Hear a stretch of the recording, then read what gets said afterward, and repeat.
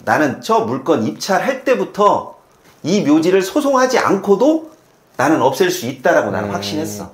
뭘 보고 그렇게 생각하신 거예요? 사진 한 장 보고 알 수 있더라고. 그건 혹시 비밀인가요?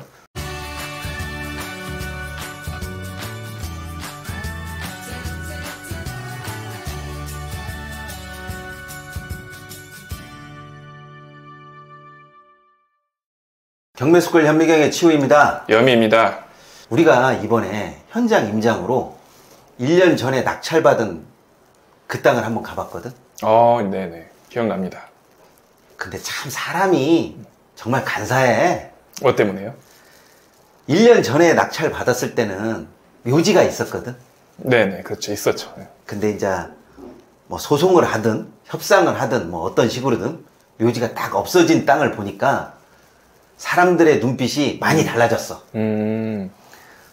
나는 그 묘지가 있을 때도 가보고 없을 때도 가봤잖아. 네, 그렇죠.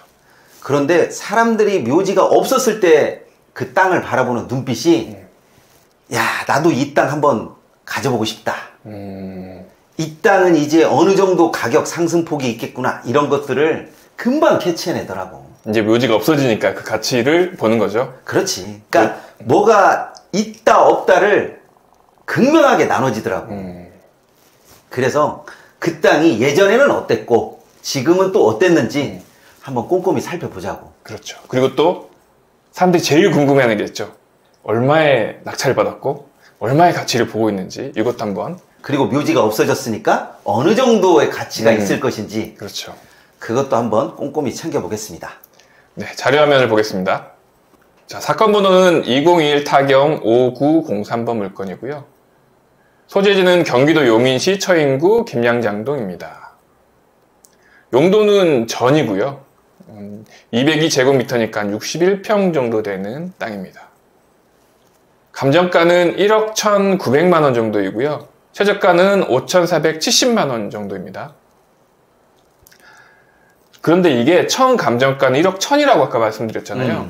그런데 신건으로 7,800만 원으로 시작을 한 거예요. 거기서 한번 유찰이 돼서 2022년 3월 29일에 거의 이제 1년 전쯤이죠. 그렇지. 그때 저희 회원분께서 6,780만 원 정도의 낙찰을 받았습니다. 제시의 분묘가 영향을 받지 않은 감정가가 1억 1,200만 원 정도 되는 그런 땅이었던 거죠. 그렇지. 네. 그런데 이 분묘가 있기 때문에 이 정도 감해졌다는 거예요. 아주 많이 감해졌어요. 거의 한 4천만 원 가까운 돈이 그 분묘값인 거죠. 어떻게 그렇지. 보면. 여기가 또 입지가 분묘가 있을 곳이 아니야. 그렇다고 하더라도 이 분묘 한기로 인해서 감해지는 가격이 4천만 원이라는 거는 꽤 큰 가격이에요. 그렇지. 분묘가 그만큼 이 땅에서는 중요하게 자리를 잡았다라는 것을 우리가 알 수 있는 거지. 그렇죠. 자, 이렇게 감정가가 1억 1,900만 원인데 분묘가 있음으로 해서 처음에 신건 가격이 7,800만 원에 진행된 거예요. 그러니까 30% 정도가 감하고 신건이 시작됐어요. 그래서 한 번 유찰이 되니까 바로 50% 정도 가격이 돼버린 거죠. 그러니까 투자자 입장에서는 이런 물건을 더 유심히 봐야 된다는 거예요. 그렇지. 이게 묘지가 있으니까 또 분묘기지권 성립 여지가 있으니까 이런 식으로 바라보게 되면 진짜 기본적인 관점에서 내가 하나 뒤처지고 가는 거니까. 그렇죠. 그러니까 분묘가 있다고 해서 이 땅의 가치를 감할 게 아니고 분묘가 있음으로 해서 이 땅을 좀 저렴하게 살 수 있는 기회가 되겠구나 라고 생각하면 되는 거거든요. 그렇지. 그렇게 또 생각하고 분묘만 없애면 본래 값어치를 4천만 원을 금방 올릴 수도 있겠구나. 그렇죠. 이 생각을 하면 되는 거지. 자, 그러면 이 물건이 처음에 진행됐을 때 어떤 상태였는지 한번 사진으로 보겠습니다. 자, 이게 조금 흐릿하긴 한데 여기 분묘가 있고요. 분묘도 있지만 요 뒤에 또 빌라 같은 것들도 보이거든요. 그렇지. 여기에 입지가 빌라 속에 끼어진 쪽땅의 개념이야. 조금 더 보겠습니다. 자, 이렇게 여기 분묘가 있고요. 아까 뒤에 보였던 빌라가 보이고 이쪽엔 또 다른 건물이 보여요. 그리고 앞쪽으로는 또 교회도 하나 보이고요. 저기 멀리 또 아파트도 한 동 보입니다. 여기 분묘가 있고요. 자, 이 유성지도를 보면 지금 이 땅이거든요. 그렇지. 네, 여기 보면 또 이렇게 에버라인, 용인 에버라인도 보이고요. 여기 김장량역이 보이고 또 아래쪽으로는 용인중앙공원 공공지원 민간임대주택 공급 촉진 지구로 해가지고 또 이렇게 지구가 접혀져 있네요. 자, 이 땅입니다. 이렇게 네모나게 생긴 땅이고요. 뭐 보시면 알겠지만 맹지죠. 그렇지. 네, 맹지이고 아까 봤던 이제 빌라가 여기 앞에 있고 그리고 그 상업 건물이라고 했던 게 이제 이 순두마을이라는 식당이고 바로 앞에 보였던 게 그 교회가 되는 거죠. 그리고 여기 또 빌라촌이 있고 아까 봤던 아파트는 이쪽 위쪽 부분에 있었던 것 같아요. 그러니까 입지만 놓고 보면 사실상 주택지 속에 끼어진 농지이기 때문에 농지로서 쓴다라기보다는 농지 외의 토지 지목으로 가격 상승을 이끌 수 있는 그런 곳이라고 볼 수 있지. 그렇죠. 자, 이 땅을 1억 1,190만 원 정도의 감정이 이루어졌었거든요. 이 땅의 지금 공시지가가 어느 정도인지 제가 한번 찾아봤어요. 자, 이렇게 아직 2023년 공시지가는 안 나왔는데 공시지가가 꾸준히 오르고 있고요. 올해 공시지가가 1억 700 정도니까 거의 감정금액하고 뭐 공시지가가 비슷하다고 말할 수 있겠고요. 낙찰가가 아까 6,800만 원 정도였거든요. 그럼 공시지가 대비해서 아주 저렴하게 3분의 2 정도 되는 가격으로 낙찰을 받았다고 봐야죠. 공시지가로 거래되는 땅은 거의 없어. 그렇죠. 그렇지만 공시지가를 기준점으로 삼으면 공시지가보다도 얼마나 많이 떨어진 가격에서 내가 매수를 했느냐 아니면 공시지가의 몇 배 된 금액으로 매수를 했느냐를 따져보면 그 땅의 상승 여력을 어느 정도는 알 수가 있거든. 자, 이제 이 땅이 이렇게 분묘가 없어졌습니다. 그리고 저희 회원분들 같이 가가지고 임장을 했던 사진이고요. 이렇게 분묘가 있던 자리가 묘가 없어지니까 땅이 좀 훤해졌어요. 땅이 좀 훤해진 것도 있지만 또 분묘가 없다 보니까 누구든지 이 땅을 탐을 내. 그렇죠. 어떤 식으로든 저 땅이 농지로 남아있을 거라고 생각하는 사람은 아마 없을 거야. 그렇죠. 아까 봤듯이 뭐 여기 옆에 식당에서 필요할 수도 있고 그리고 요 교회에서도 필요할 수도 있고 그렇지. 하다못해 이 빌라에서 매일 쳐다보고 있던 그 중에 한 분이 또 여기를 생각하실 수도 있겠죠. 그렇지. 또 여기 소유자분께서는 이 땅의 공시지가 상승률이 워낙 높다 보니까 굳이 곧바로 매도하지 않고 좀 장기적으로 농지연금으로 써도 훌륭하게 그렇죠. 수익을 뽑아낼 수 있다라고 봐. 그렇죠. 이 땅에 또 입지가 워낙 또 괜찮고 좋다 보니까 공시지가가 빠질 것 같지는 않거든요. 그렇지. 네. 그리고 낙찰 받으신 분이 워낙 또 아직 젊으시기 때문에 장기적으로 놓고 봐도 손해보지는 않을 것 같아요. 손해가 아니죠.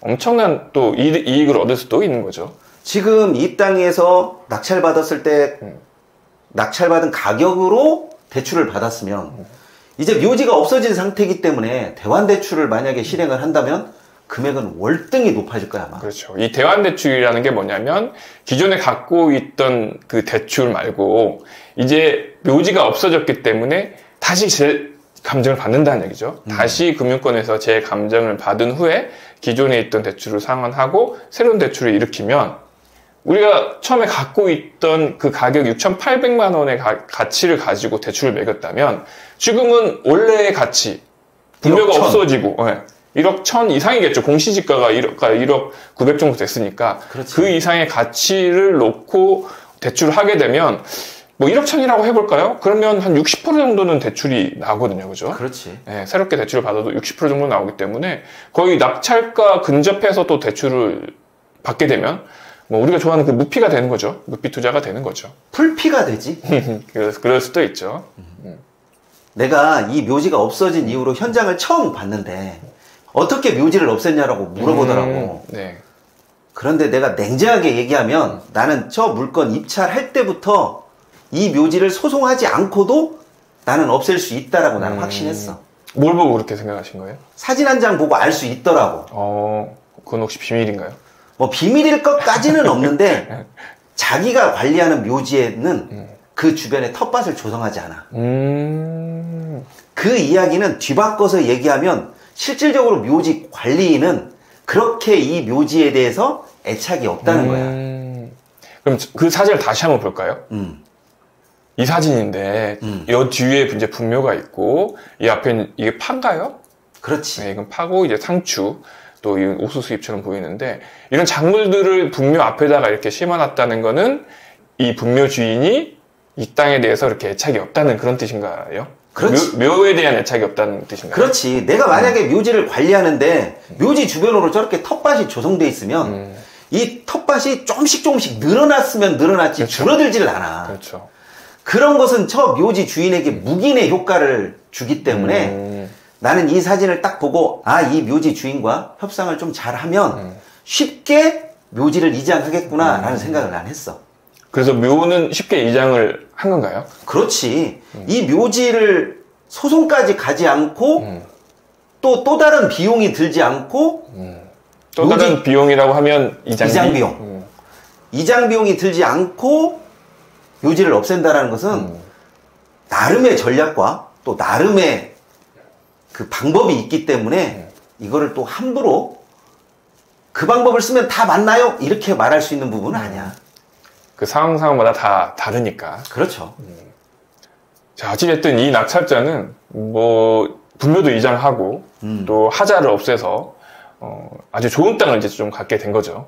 그렇지. 1년 만에 앉은 자리에서 4천? 내가 보기엔 한 5천? 이 정도 금액을 번 거라고 봐. 그렇게 말씀하신다는 거는 뭐 당장 팔아도 저 감정가 이상은 받을 수 있다는 그런 말씀이신 거죠. 그러지. 누구나 공시지가로 거래될 수 있는 땅은 별로 없어. 요즘에 이 분묘가 있는 경매 물건에 대해서 관심이 되게 많아졌어요.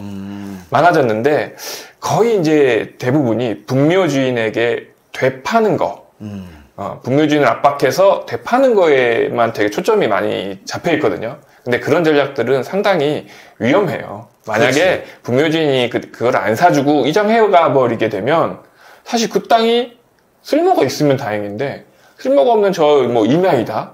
뭐 산 밑에 있는 전이다 막 이렇게 돼버리면 다음 사람 그 땅을 사줄 다음 사람이 없는 거거든요.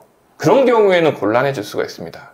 그래서 분묘가 있다고 하더라도 어떤 물건을 고르셔야 되냐면 항상 분묘가 없을 때의 모습을 상상하면서 물건을 고르셔야 돼요. 그렇게 해야 그 땅의 가치가 살아나고 일치하는 투자, 수익이 나는 투자를 할 수 있는 거죠. 그런 것들이 말로 하면 되게 간단한데 네. 이게 생각보다 그렇게 간단하지가 않으니까 이런 것들은 좀 기본 지식도 좀 있어야 되고 약간의 좀 경험이 동반돼야 그런 것들이 보일 겁니다. 네, 이번 시간은 여기까지 하도록 하겠습니다. 감사합니다.